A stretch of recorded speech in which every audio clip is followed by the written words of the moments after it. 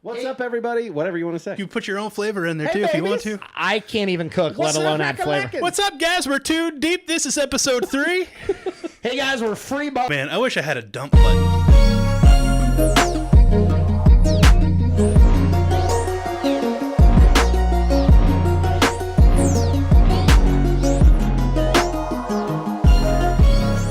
Hey, everybody, this is From the Middle Podcast, episode 3. I'm Dylan Hubble. I'm Corey Hubble. I'm Kendall Lalala. And we are 3 middle-class guys living in the middle of America in the middle chapters of our lives with a point of view somewhere in the middle. We sure are. And this is our 3rd time up to bat. Woo! How do you guys feel like it's been going? We've had some really cool interaction with some of our listeners. We've got listeners in Germany and Canada, Saskatoon, Saskatchewan. Shout out to y'alls. Fingers crossed for Syria any day now. Yeah, come on, guys. How do you guys feel like it's been going? This has been so much fun. Like, I think, some of the behind the scenes conversation that we've had, we're just like geared up for the next one, and we're kind of ready to go and excited. And it's a little bit of that pregame jitters and words. I can't even say the introduction, and I need 15 practices. That's the part you guys didn't hear, but we're just excited. Like, it's been such a nice, like, reception to us doing this so far. Yeah. For anybody listening, we obviously appreciate it. And, it's just been so fun for me. I think it's just been a great chance to get together and chat and talk about some of the things we love. I look forward to it. When I know that it's recording day, I'm like, oh, one of my favorite parts of the week. It's so fun.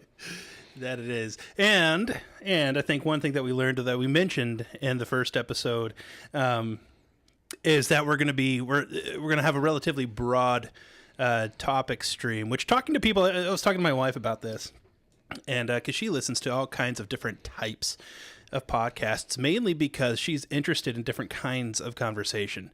And one of the things that she loves is kind of hearing people talk about something that she doesn't know anything about in a way. So things like the episode that we did, episode 2 with Endgame in Star Wars, like there was some of the holy cow, did you see that in the movie and that kind of thing. There was some of that, which is good, but I mean the deeper conversation there, the more theoretical conversation there, not just about Endgame and Star Wars, but about other things, I think is kind of where we might be able to find a sweet spot that we can have those kinds of conversations in a from the middle kind of way about things of that nature.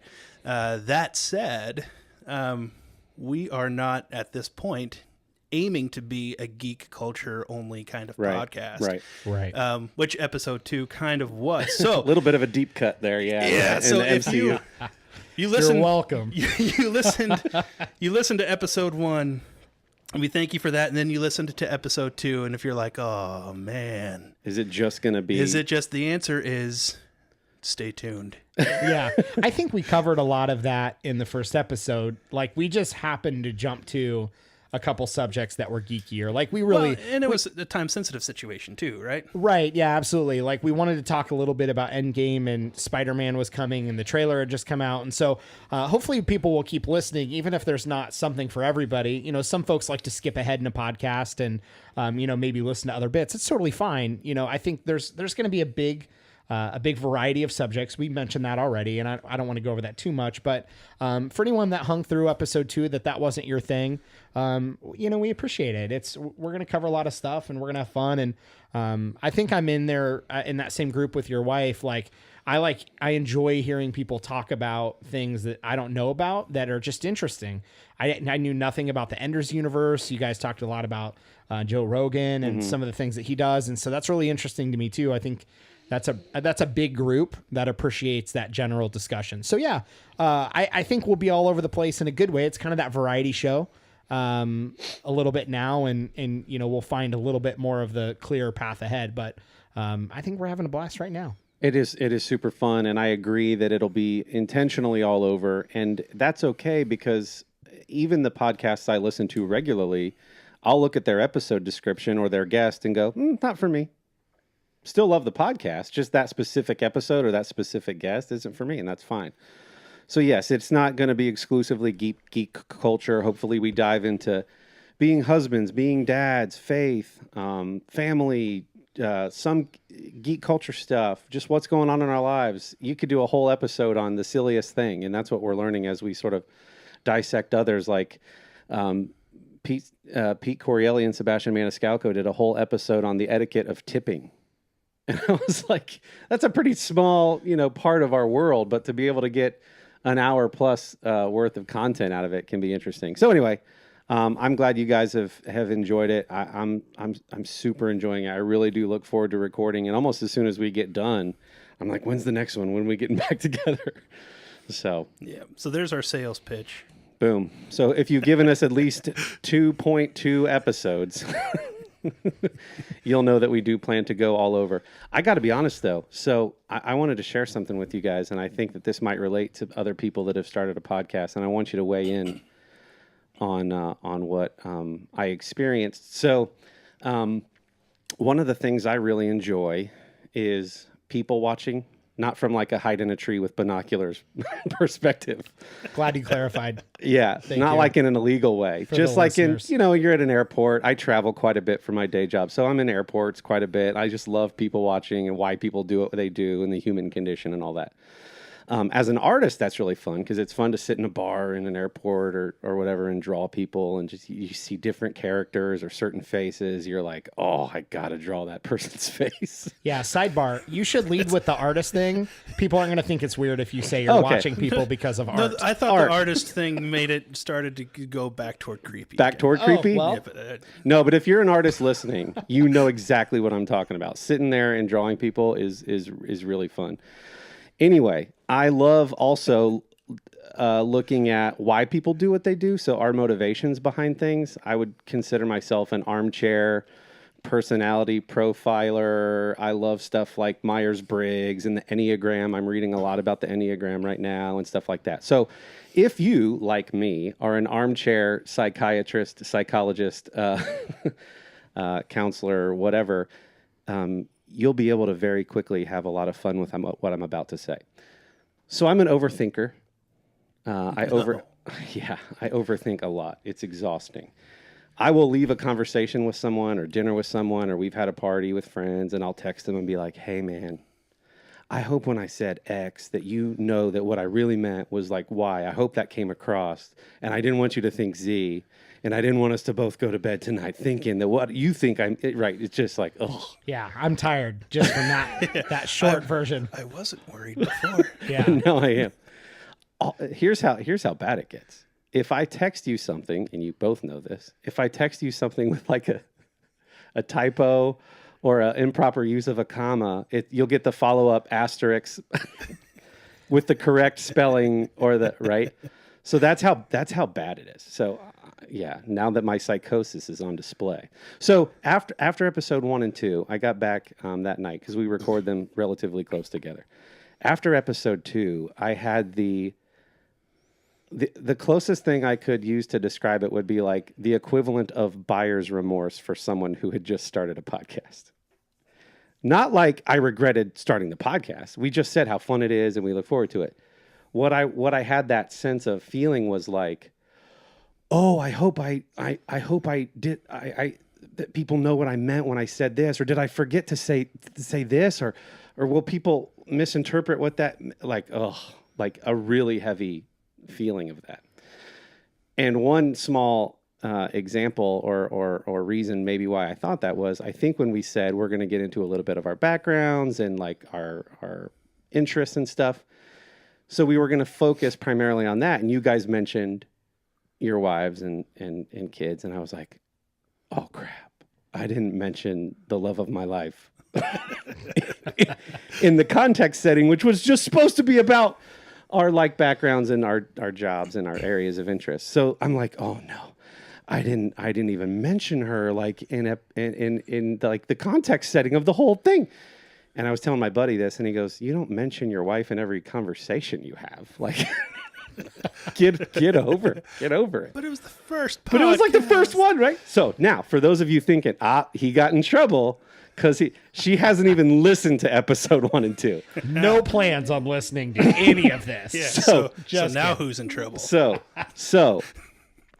if you enjoy the subjects of people who have eloped, my high school sweetheart and I eloped when I was a sophomore in college.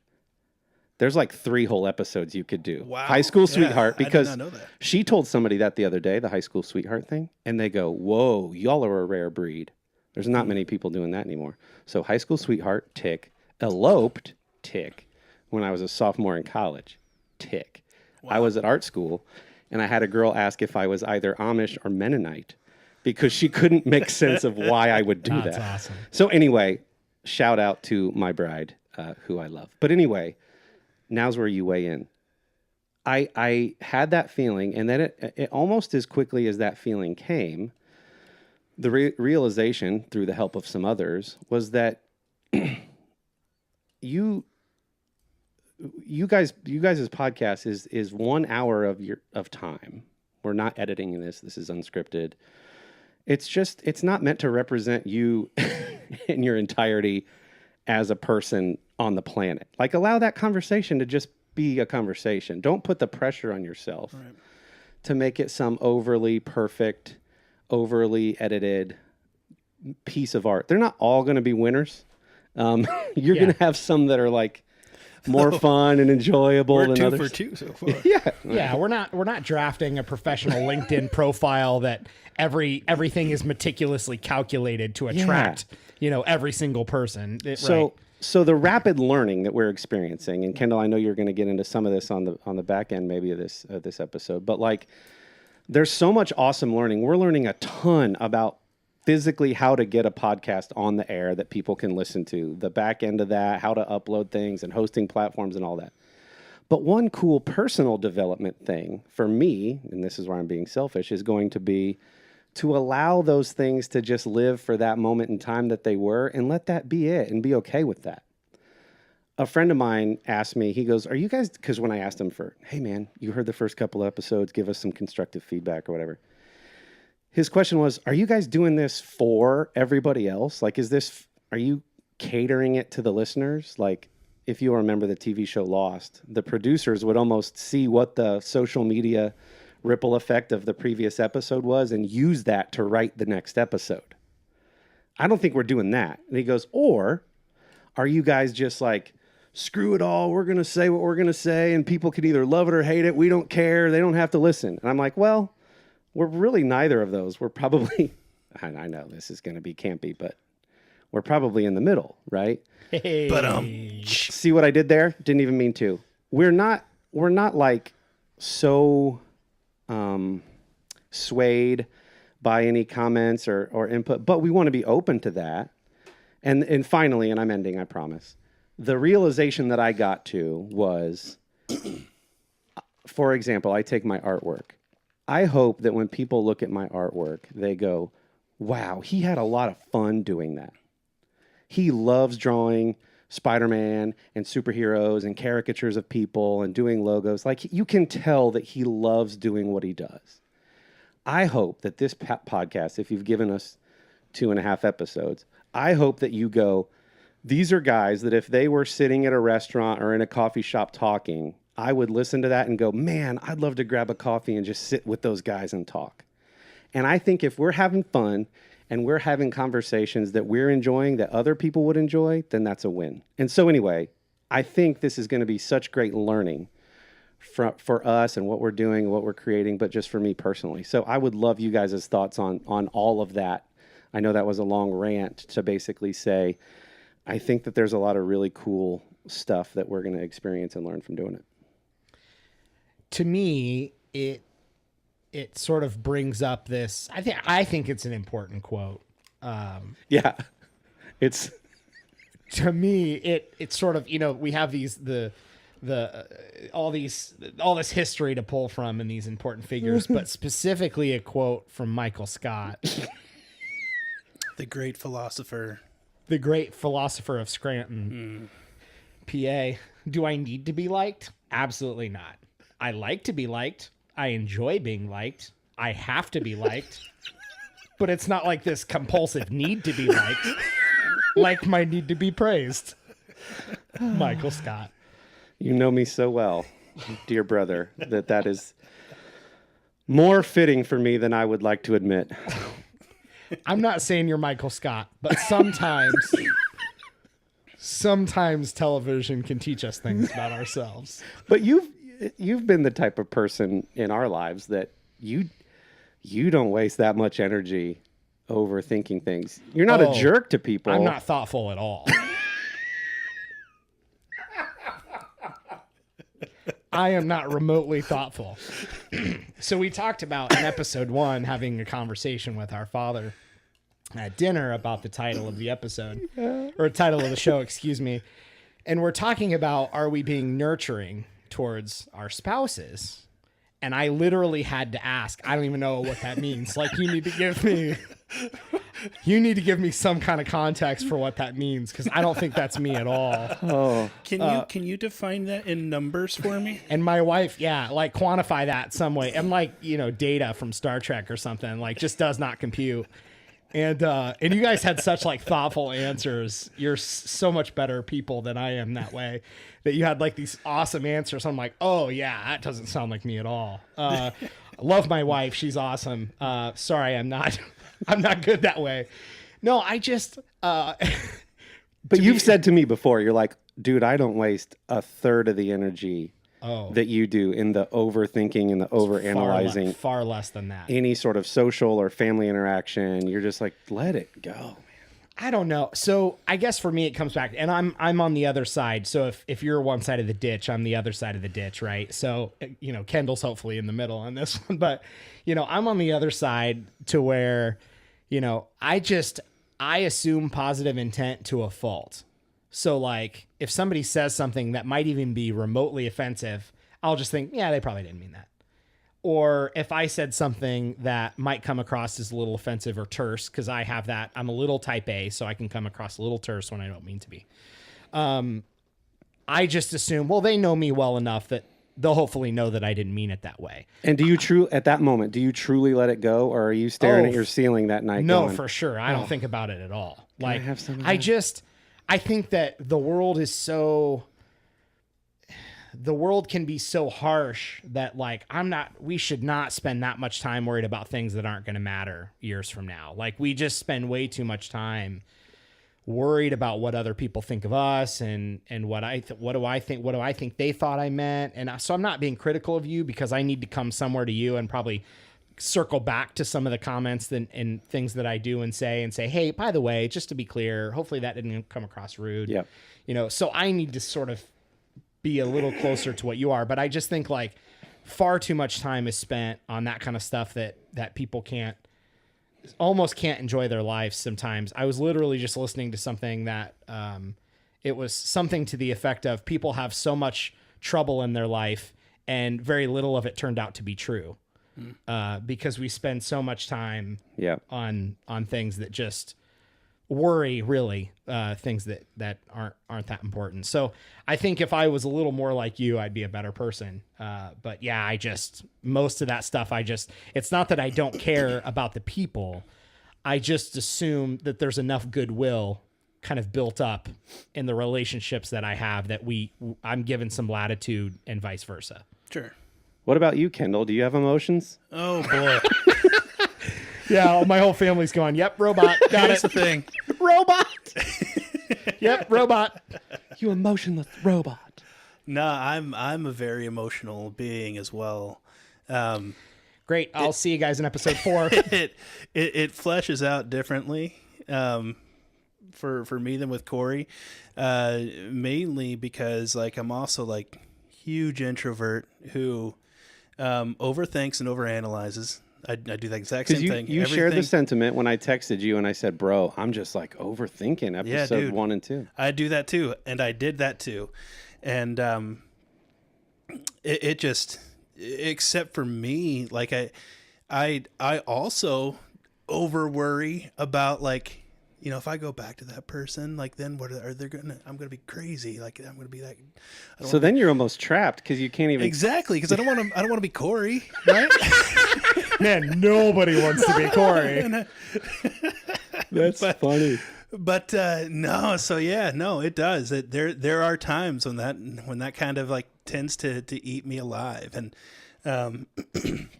so I'm very much right there with you when it comes to those kinds of emotions. And in previous conversations and things that you and I have dealt with, like with a friend of ours who's going through a hard time and that kind of thing, like like discussing, man, did we handle that right? And that kind of thing. And it's I think that there is certainly something good about thinking about those things in such a manner that you can kind of critique yourself and say, how can I be a better friend? How can I be a better spouse? How can I be a better father in these circumstances and that kind of thing? But I don't know. I think that there's, and I know for me, and I think that there's probably just a very short list of things that can sort of be the root of shortcomings like that. And I think for me, often it's just like a lack of, I don't know how to say it, sort of a lack of feeling that there is that sort of forgiveness there, that there is that kind of what you were talking about, Dylan, that assume positive intent. Yeah. That like in the relationships that are closest to me, that I've built up enough character that can speak for itself in the times that I might have said something questionable. Yeah. So speaking of jumping ditches, now all the geeks who were thinking we were going to talk about Godzilla, the new Godzilla movie, are like, crap, they're talking about emotions. We're going to make you listen. So Dylan, the quote emotions. You were, or what you were thinking of was from our Devo today. At the end of his life, Sir Winston Churchill said, "When I look back on all these worries, I remember the story of the old man who said on his deathbed that he had had a lot of trouble in his life, most of which had never happened." Churchill was speaking about the burden of worries that never materialize. That's the one. Look how highbrow we are. We just threw in a Churchill. Wow. I mean, I've got a history background. We can justify it. I mentioned that episode 1. That's serious stuff, guys. So what about you, Kendall? What's up with you? We bought a bird leash the other day. Nobody has a bird. Oh. People have birds. People have birds. Oh. That's a real pet. Okay. That was an awesome transition. Tell us about your bird leash. Yeah, let's talk birds. So, if you're familiar with dogs... Is there a certain one, or we should Google?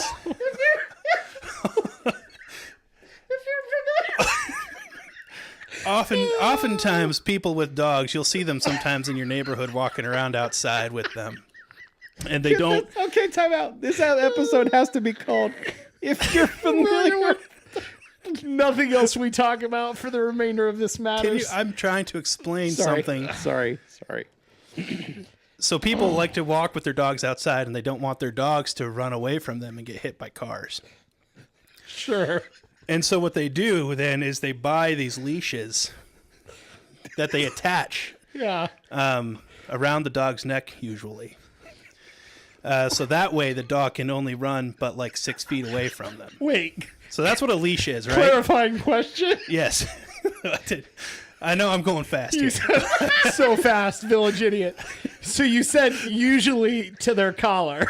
Yes. What would the other options be? Well, sometimes when you like the little guinea pig rat kind of dogs that people have, sometimes they have like full on harnesses. Oh, gotcha. Okay. That kind of thing. Or like the muzzle leaders that PETA hates. Got it. Well, I think PETA hates that people have dogs anyway. Anyway. Yeah. Way to bring it down with PETA. Yeah, so that's the.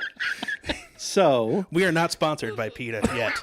Clearly. Anymore. So that explains the leash part. Now the bird part, right, is you take that same concept for a dog, only you get a leash that's made to go like a harness around a bird with a thing on it. And so Sure.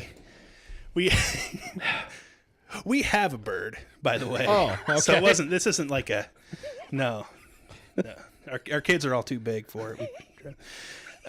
No, we've got a bird. We have a parrot. It's Yeah. a green, like, Iago on your shoulder. Only it's green. Like kind of like the I instantly jumped to the Looney Tunes bird, right? So like Sylvester and Tweety. But isn't there a green one, or am I imagining something? Like a Looney Tunes. Is Tweety bird? Yeah. Is Tweety bird yellow? I don't remember. Tweety bird's yellow, and Tweety bird's I think like a canary or something. Oh, okay, It's different. tiny. I should know my birds. No. You need to get up with your cartoon No birds, kidding. bro. Yeah, this is a bird. It's a parrot, which some more education. Like when you think of a pet bird, Yeah. for the most part, they're all parrots. Parakeets are parrots. There's a whole slew of, or flock, if you will, species of parrots. So I think when most people think of parrots, they're thinking of macaws. Those are like the big rainbowy kind of Jimmy Buffett type birds. Right. Like Rio, like the movie Rio. Like the movie Rio. I didn't see it, but I remember. I'm assuming too. I did not. It was see on No, Rio, Netflix. Rio's not a macaw either. Oh, Oh, okay. I don't know. I have no birds. idea. we don't have a macaw. He's not that big, but he's pretty big. He's about the size of like a guinea pig, You only are in now- bird form. You are now our resident bird expert. I That's just right. want I'll you to know. I'll be the avian guy. avian, that like the flu. Is it aviary? No, aviary. Avian is accurate. Avian is the. Oh, okay. I think avian flu is also Bird- known as Of bird the flu. birds. flu. It's from bird the flu. birds. This is for the birds. Aviary would be the Aviary is the group of all birds. Yeah, I know. Birds are Yeah. aviary. So if you're a vet who looks at birds, you're an avian vet. Yeah, I don't science, so Well, I don't science. yeah. So why did you? So you want to walk anyway, the bird, Well, we want to fly the bird, right? That's what birds do. right? But the leash. No, so the same concept, right? Okay, so let me back up. So now instead of taking a dog outside, we want to take a bird outside, To walk. just to hang out in the yard with us, and we don't want the bird to fly away. Yeah. So I'm very allergic to animals, but I like pets. My wife loves pets. So I mean, the kids aren't even a part of that equation. Like my wife and I wanted a pet. Dogs and cats are no good for us, and so we went a bird route, and it's something that also my wife and I both kind of shared. That like we each kind of independently wanted birds, like from our childhood. We had parakeets growing up. My wife has a story of a macaw kind of in her background that she was fond of, and so we went somewhere in the middle Yeah. and got a more medium to large sized parrot. Yeah. So I think at one point we talked about a triangle on sort of a center point, like kind of tipping one way or the other. An asteroid just landed on one corner and had birds written on it. So that's where we are. So So, So our family got to meet the bird. Can you remind me of the bird's name? Toby. Toby. So it's our, actually a great name for a bird, though. Seriously. Yeah. Yeah, so that's great. Inside of a few months ago, we our family came over to you guys' house for dinner, and we knew we'd get to meet Toby. We had heard about Toby. I would say, not being a bird expert, that Toby errs on the side of being larger than smaller. Larger than your average pet bird. Yeah. So when we walked in, we noticed a very large cage for the bird, and at some point in the evening, so all of our kids are running around playing. Kendall gets Toby out and takes him to a little tree set up in the corner of the living room. There's not a cage around this tree. It's just a tree with little rope bridges and little bells and little things that Toby can interact with on the tree. It's what, 6 feet tall? Yeah. Okay. So he just has Toby on his arm or his finger, and he just places Toby in the corner on the tree. And the rest of it, we're preparing dinner. The kids are still playing. It's a very open concept house. Sherry and I are standing at the island talking to Kendall and Amy, and dinner's being prepared, and da-da-da. All of a sudden, I look over to my left. Toby is in mid-flight, flying over the children. Now imagine, if you will, and I'm going to act it out. This is where you wish we had a video podcast. when birds land, how they do that thing with their wings to like soften their landing with arms like flailing headed right to Sherry. And I just go, bird, bird, bird, bird, bird. And she screamed a scream when Toby landed on her shoulder and in her hair. She has beautiful, thick, beautiful hair. And he's enveloped in her hair doing the like flapping wings landing thing. And then we realized like, you didn't step in front of the bird to take a bird bullet for her. You just said, bird, bird, bird. And it didn't scare her because she's fine with pets. It didn't scare her from what it was. It was just the surprise of it. It's a surprise. She forgot there was a bird in the house and wasn't expecting And then something. later in the evening, she goes, I guess I just didn't expect it to fly. Like I didn't realize it. Well, it was funny. You didn't have the leash on, so we didn't have the leash yet. But what made that situation? Because I'm like on the other side of the kitchen island and watching this, and so for me, it's kind of like I have this slow motion picture of it, and it is like Corey is just like standing in between the bird, or his wife is standing in between he and the bird. Just going bird, bird, bird. And she screams when she feels Toby like getting close to her, and then she's like trying to duck down while he's trying to land. Yeah. And when birds are getting out of balance, like they flap really hard to keep their balance, and so Right. the more she's like moving, She's crouching and struggling, and he's footing. like, stop moving, flapping his wings and freaking out. It was a. Which could bring up an interesting topic. Like, have you ever been to people's homes where they just, and this, I'm not talking about you in this case, but like they let their pet do absolutely, like in that case, he said he clearly like, are you uncomfortable? Sorry about that. Are you uncomfortable? Like I can put him back in the cage, like what you would expect somebody to do.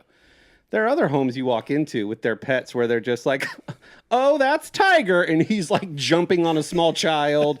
And they just expect you to deal with it. Like, hey, he's a member of our family. Y'all just got to deal. So we could talk pet etiquette or... Pedicate. Pedicate. I mean, none come to mind. I think if we are talking pet etiquette, I always appreciate the people that inform you before they come over. Hey, I have a pet. Is this something that bothers you? If so, if it's a pet that can be outdoors, I'll do that, or I'll put him in a room. What's most comfortable for you?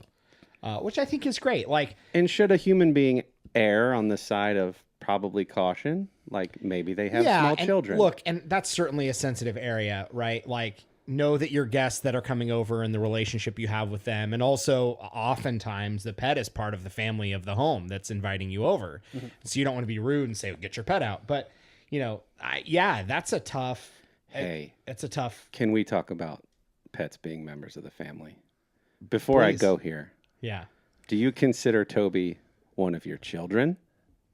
Well, I'll tell you what, we live in Ohio, and we just got through some storms of tornadoes in the middle of the night. Uh-huh. I was watching the weather. Mm-hmm. As soon as tornado warnings hit Franklin County, I went upstairs, gathered my family, left the bird alone, and we went to the basement. Even if you would have grabbed the bird, I wouldn't have judged you, but I would have said, in what order did you grab those members of your family? To be honest, I did not even think about the bird. Okay.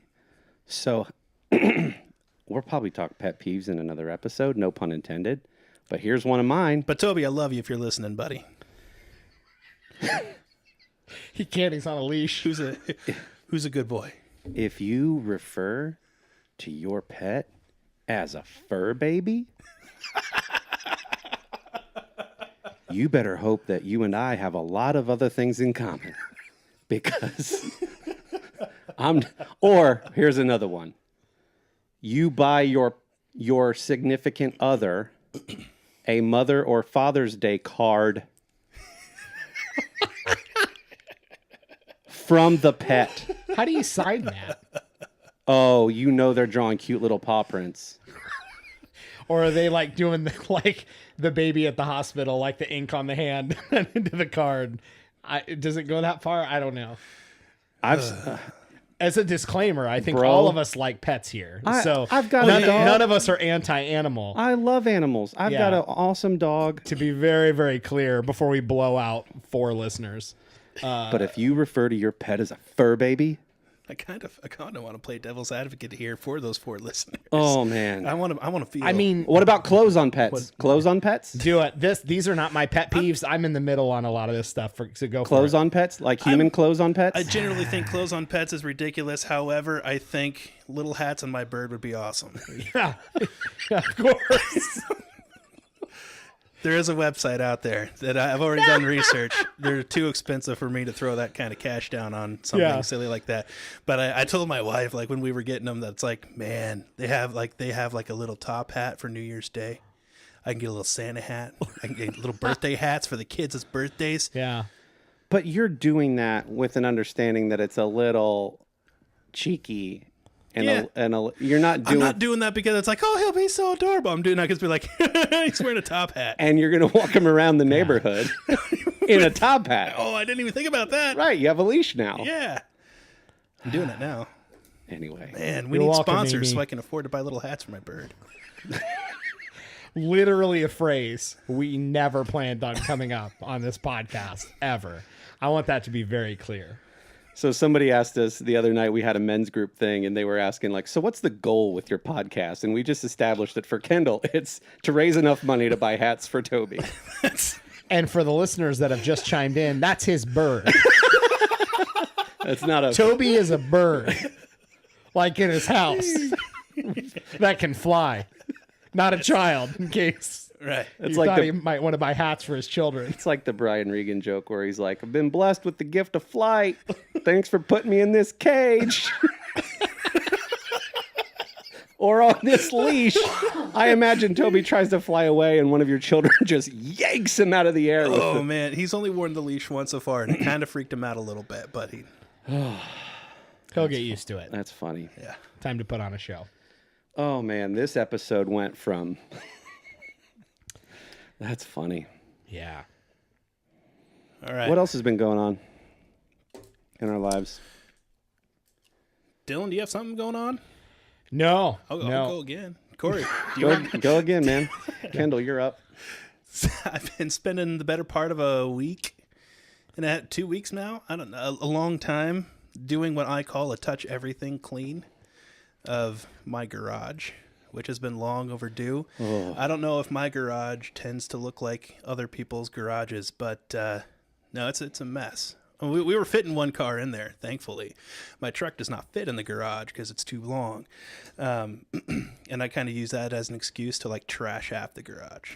And so it's been over a year since I've done anything. And so I've been doing, but I at the same time, I'm also a purger. And so it's been kind of therapeutic for me going through the garage and just, I mean, trash man hates me at this point because for the last few weeks, I've had so much crap. How do you feel, though, from the beginning of that process to even being midway through? I know others would say, like, I feel so much better. I feel so... Yeah. Oh, man. There's nothing like throwing crap away. Is this like to make me feel liberated? Is this like Marie Kondo, Marie?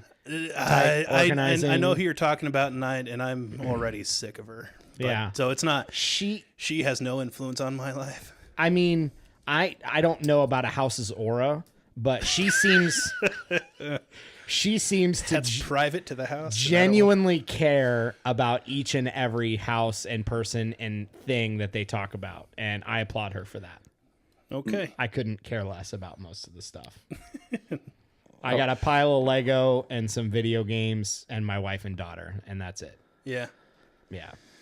Yeah, I mean, I still have things that I like. I certainly want to keep things around that are useful, but I'm not like, I feel like there's a lot of people of our generation that, or maybe like Generation X, like the generation before us, whose parents, I think, were brought up and like the whole, we didn't have a lot, and so we saved everything. Mm-hmm. Yeah.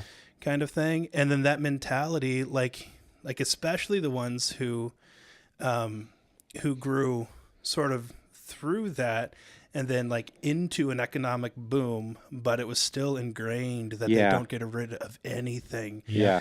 And I kind of feel like that my desire to purge is almost a rebellion against that. I don't know, but it still feels good. Like I don't like clutter.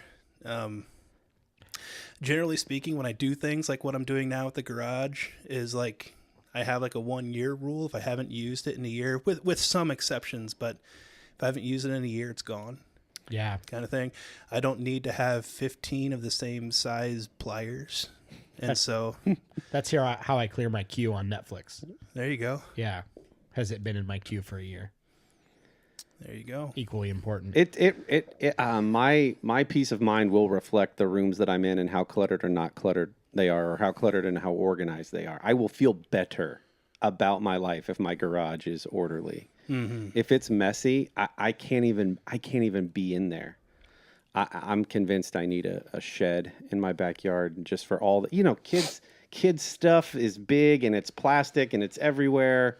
Yeah. And Sherry's rolling her eyes because I had to get Case, my son, my 4-year-old son, I had to get him a Power Wheels Jeep.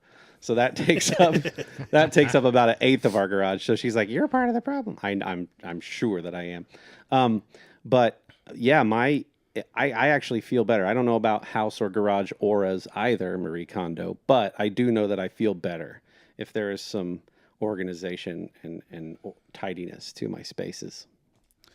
Yeah. I think there's something relaxing about that Yeah. for me. I think there's been some interesting, like, I've just kind of read some articles about generations, and not to get too deep into it because it's a huge conversation, but I think that's an interesting, like, if we think about how many people our age want passed down china sets and armoires and big hutches, display furniture, and like, that's not something anybody I hear our age generally talk about. Like wanting to own, like this stuff's just getting sold. It's not that it's not valuable. I mean, and there's that sort of resurgence of rustic that people are taking some old stuff and painting it or repurposing it. I'm not talking about that, but you know what I mean? There's like certain types of furniture. I think that was a generational thing. Like you pass down your grandparents' bedroom suit and Right. Is it suit or suite? Sweet, I think. Sweet. Yeah. Suit I mean, is something you wear. You Yeah. could pass down a suit if it fits. But you pass that down, and it was like made by the Amish, like awesome made stuff. That I would agree. I think there's less of that, and Yeah. I think there's also we've seen the minimalism and tiny house movement, where people, somebody wise once said that the more you own, the more it owns you. So this idea that if I can downsize my possessions and I will literally feel lighter. I will feel more,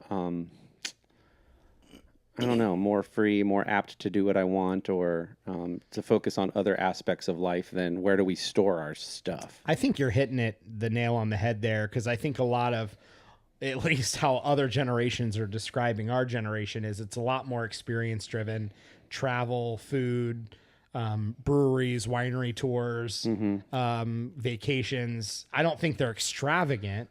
In fact, with things like Airbnb and some of that rental stuff that comes up, I think it's probably being done more cheaply than ever overall. But I think that certainly ties in. To your point, though, Kendall, about the you said something about having more stuff, or just you better err on the side of keeping stuff. I think depending on how smushed together the generations of your family are. I know for Dylan and I, on one side of our family, the generations are very close together. Like we have like 4 or 5 generations alive at one time. And so there are remnants of almost the Depression mentality left in our family. Right. Where it's like, keep everything. You never know when you're gonna need it, and keep the ketchup packets from your fast food, because it's just that sort of, and parts of that being frugal and being smart about what you keep. But I have a little too much of the pack rat in me. I get emotionally attached to things, pamphlets or brochures from experiences that I had, in addition to the photos. Like if I've got the photos, but that's another thing. We're the most photographed generation, but we don't print any of these photos or put them in books. My wife was doing a really smart thing where she was putting together a family yearbook. We had all these photos on our phones and on iCloud, none of which were printed. So she would put together through like, what are those that you can make books through, like Snapfish or Shutterfly or whatever. Yeah. A book of our family's experiences from that year, and a nice hardback book that we can put on in the built-ins and just see what we did that year and go, wow, that was pretty cool. But so I wonder which is yielding the other. Like, do we want more experiences because we want to show them on our social media feeds? Is that why we're more experience driven?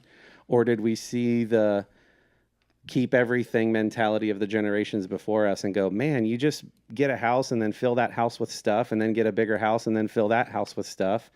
And then by the time your kids are out of the house, you don't need the big house and you want to travel the world, but now you've got all this stuff, right? Like, it's an interesting... Yeah, I think it's certainly far too big of a discussion to like boil down simply, but I think we're probably touching on the edges of it. And I think there's some sort of socioeconomic things that factor in that we don't need to get into. But I certainly, depending on the person, those things are going to be true or not true. But I think we're touching the edges of it. What was your last Amazon order? Kendall got a bird leash. What was your last Amazon order? I just ordered some stuff for my daughter. We ordered some blocks. She doesn't have blocks yet. So Gotta have blocks. Yeah, I don't know. I think we thought like that would be an easy thing that she might get for like a Christmas or birthday, and it just didn't happen. No big deal. But we're like, yeah, we need some blocks. So there you go. I don't order a ton online. I try to like go grab stuff and look at stuff when I can. But yeah, that was just one of those easy ones. Like that's what I need. Well, that was unexciting. Yeah, sorry, it was not funny. What about before that? I didn't. Yeah, I don't. We did an icebreaker at our house the other night for some people that were over, and it was tell us the last thing you searched on Google, which, depending on your audience or your guests, could be an interesting. Yeah, it wasn't blocks. So for all of you out there listening, the four of you, why don't you play a fun game with the people in the room and look up the last thing you Googled? Yeah. Maybe a medical. Share with everyone the last thing you Googled. Maybe a medical condition. You think you might have some kind of psychosis. Just Google it. Airplay that to the TV. Let everyone sit around and just pull it up. Yeah. Oh, that's great. How many relationships did we just rip apart? Don't play that out. game. Let us know in the comments. Like, comment, and share how your relationship has been affected. Ouch. Oh, man. Yikes. So I was having a conversation this morning with, and we'll stop if we don't have time, but I was having a conversation with a couple people that I know this morning, and one of them expressed, I'll be person one, he'll be person two. I prioritize myself. Person two says... We covered that robot. Yeah. Person two says, I offer no apologies. I offer no apologies. That's amazing how close that is. I am so impressed. So person two says, I've lived in the area. I don't even think you need to apologize. So don't worry about it. I love you. I'll apologize for that later via text. Yeah, it's fine. It's in documented history. I won't, but I'll be thinking about it. Yeah. Sorry, your people. Yeah, we keep interrupting. Sorry. We'll apologize for that, I'm dying. It's fine. So person two says they've lived in our area for about 5 years and expressed that his brother had never come to visit, but had this past weekend with his 3 and 5 year old, and just had that look of somebody who's seen some stuff, right? Like a house unprepared for a 3 and 5 year old to stay for the weekend. And it's this pale face of, I don't know how I made it through, you know? And the third person in the group and I are now looking at each other as parents. And the third person happens to have a 3 and 5 year old as well. And just looking at this guy, like, we got to talk him off the ledge after this past weekend. But it brought up, and I kid, I'm sure he handled it fine. But it did bring up an interesting discussion. So we're talking a little bit about some of what happened over the weekend and how the person two's 3 and 5 year old nephews were getting into some trouble in a home not built for a 3 and 5 year old. And so it brought up this discussion of how do you describe what it's like to be a parent to somebody who's not a parent. And that happens all the time. We're not breaking any new ground. And this isn't gatekeeping either. Like, we're not pretending like, you know, people don't struggle through things harder than parenting. Right. There's all kinds of stuff that happens in the world people deal with. But in this particular conversation, that's just kind of the path that it took. And so I'll give Corey a shout out here before I had my little one. You know, he had said being a parent is simultaneously one of the most frustrating and amazing things that you'll ever experience. And that definitely has felt true. The frustrating elements, kind of a thought I'll add on top of that. The frustrating elements are the parts that everyone has a point of reference for. So what I mean by that is every person, parent or not, has been exhausted or frustrated or annoyed or has dealt with somebody else's crazy kids that have put them through the ringer, and they're like, man, I don't know how people do that all the time. Conversely, there's no good way to articulate the amazing elements of being a parent. And so it was one of those conversations where I have no idea if person 2 wants kids at any point in the future. It's fine if they don't. If they do, we just wanted to make that point. Like, you know, you can't articulate, and you guys can speak to this. You have more kids and they're a little older, but like, how do you articulate the feeling of from birth to all these other things you go through? You know, we all have a point of reference for the frustrating moments. How do you articulate the good moments? I guess I'll kind of kick it back like a comment he asked. He kind of followed up with a question, and I just said, I don't know how to describe it other than when my daughter was born. Yes, absolutely. You know, you're going to love them and feel that. But I just had this overwhelming sense of, I instantly knew that she would be one of the most important people I'd ever have in my life. It was just true. It wasn't a question I was asking myself. It was just true. I inherently felt it to my core. Mm-hmm. And there was this level of connection that it was just virtually indescribable. And there are elements of being a parent that I've described as feeling like it's put me out of my orbit. So if life has habit or is cyclical to some degree, you do the same things over and over. You get up, you go to bed, or you get up, you go to work. There's meals involved. You come home. Elements of being a parent really made me feel like I was out of my own orbit. Things felt off. It's different. It's, I don't know if that makes sense, but like those are things I was trying to use to describe. But I'm like, but on the other end of that was this just immense feeling of connection that, again, just was indescribably true. It wasn't a question. It was just fact. I knew it. I felt it. And so those are things that I'm still not doing it justice. Like, I can't articulate. And so that's just a thing that I shared with him as we were kind of discussing it. And I think we were talking about like kids doing, because they're 3 and 5, his nephews. And so they also do things they know they're not supposed to. And so you're following up with these, why did you do the thing you're not supposed to? Well, I don't know. Haven't we talked about how you're not supposed to do that? Well, yeah. So why did you do it? I don't know. Right. And I don't get those yet from my daughter. She's too young. But I literally remember being a kid and walking through that, being interrogated by a parent, rightfully so. They did a great job. But like being interrogated by a parent and saying, why did you do that? And I'm going, I don't know, and well, haven't we talked about it? Yeah. So why did you, I don't know.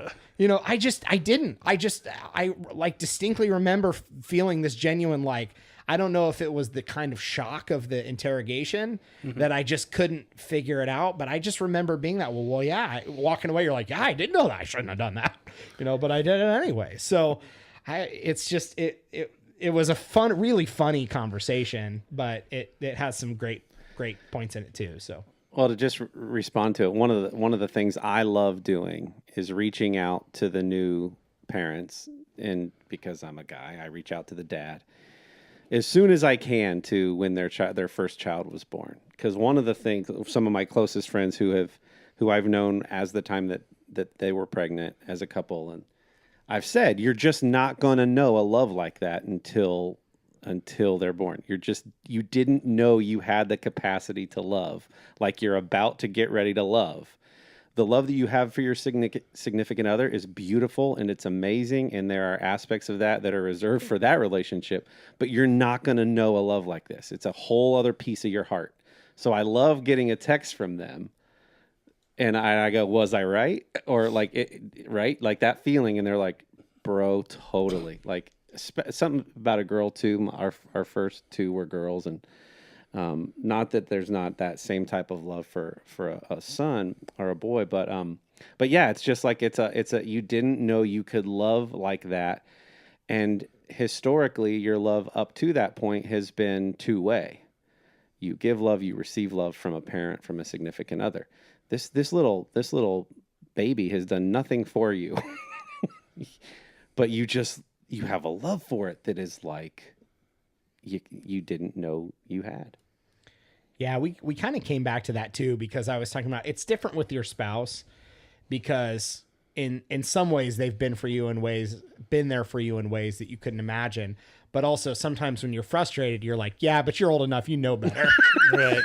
Kids don't know better, and they get, while you're frustrated, they're like, yeah, but they don't know, and so it is different, because you're like, you should know, and so it just feels different. Go ahead, Kendall. Well, I was just going to kind of piggyback on that, like with your spouse, like they should know better, and you expect, like, where there's conflict, you expect there to be forgiveness and reconciliation, and you look for that, and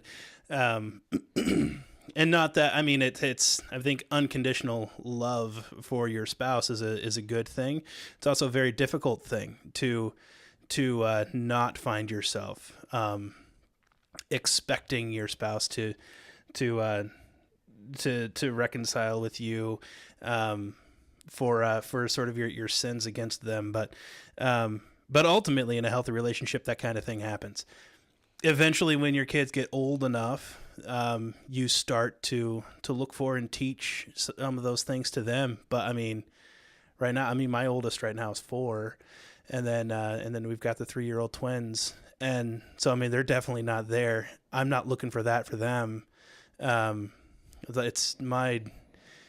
It's sort of beyond love, kind of as we define it. It's more along the lines of there's literally nothing you could do to make me not think that you are one of the best 5 people on this planet. And I say that because that's how big my family is. I'll say 4 because I'm the 5th person. Well, 6 if you count the bird. Yeah. So I tell Toby all the time. That's actually who you've been talking about the whole time. Right. Like good old Tobes. Like Dylan in Endgame. That's right. So right. This is good. This is full circle. Corey, because in that first episode, Dylan and I each had our opportunity,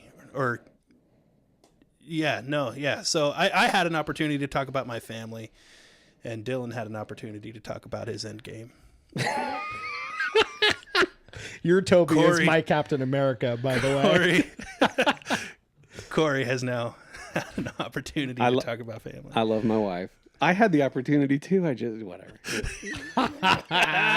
We got those wheels turning again. Oh, if only. That was a beautiful little ending. What are we at, Kendall, time-wise? We're a little bit over an hour, so I'm awesome.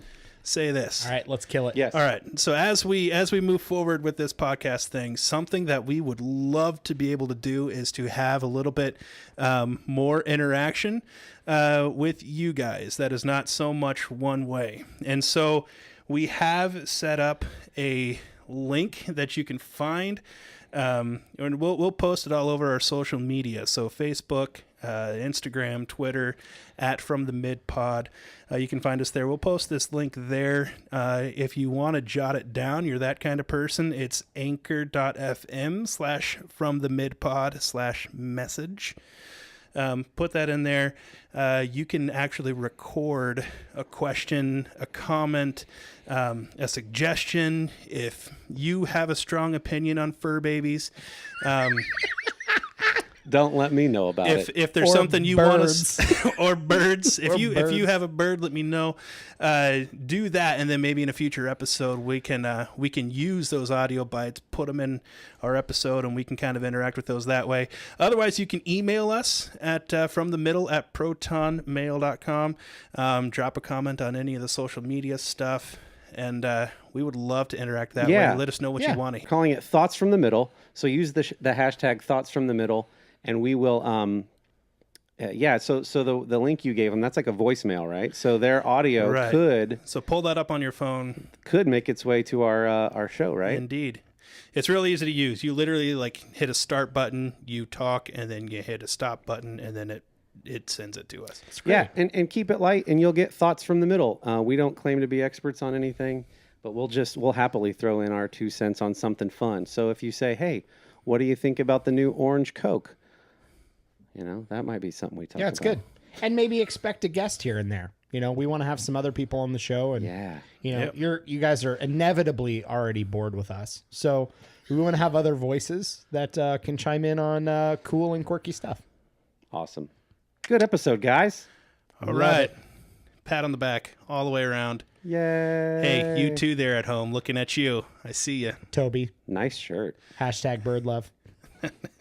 That might be a different thing. I should have searched the interwebs for that. That's not. That. Yeah. We might need to cut that later. Let's not make that your last Google search. Yeah, let's not. Thank you for listening to From the Middle. Catch you next time.